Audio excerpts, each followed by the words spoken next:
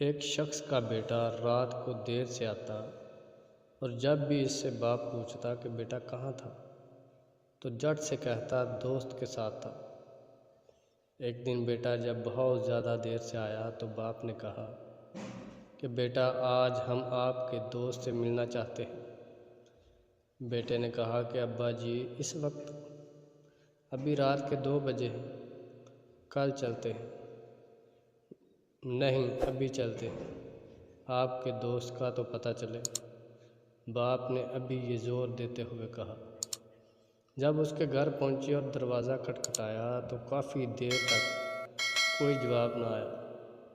بالآخر بلکونی سے سر نکال کر ایک بزرگ نے جو اس کے دوست کے باپ تھا آنے کی وجہ دریافت کی تو لڑکے نے کہا اپنے دوست سے ملنے آیا ہوں اس وقت، مگر وہ تو سو رہا ہے۔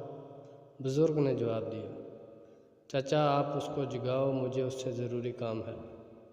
مگر بہت دیر گزرنے کے بعد بھی یہی جواب آیا کہ صبح کو آ جانا، ابھی سونے دو۔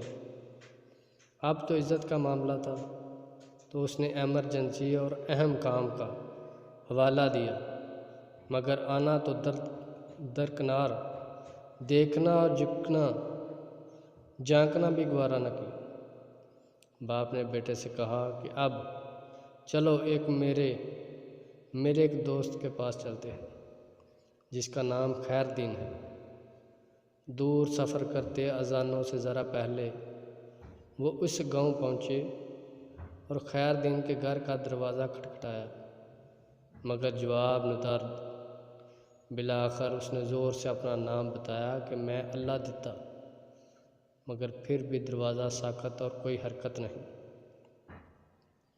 اب بیٹے کے چہرے پہ بھی فاتحانہ مسکراہٹ آ گئی، لیکن اسی لمحے لاٹھی کی ٹک ٹک سنائی دی اور دروازے کی زنجیر اور کنڈی کھولنے کی آواز آئی۔ ایک بوڑھا شخص برآمد ہوا جس نے لپٹ کر اپنے دوست کو گلے لگایا اور بولا کہ میرے دوست بہت معذرت، مجھے دیر اس لیے ہوئی کہ جب تم نے 27 سال بعد میرا دروازہ رات گئے کھٹکایا تو مجھے لگا کہ کسی مصیبت میں ہو، اس لیے جمع پیسے نکالے کہ شاید پیسوں کی ضرورت ہے۔ پھر بیٹے کو اٹھایا، شاید کہ بندے کی ضرورت ہوگی۔ پھر سوچا شاید فیصلے کے لیے پگ کی ضرورت ہو تو اسے بھی ساتھ لایا ہوں۔ اب سب کچھ تمہارے سامنے ہے، پہلے بتاؤ کس چیز کی ضرورت ہے۔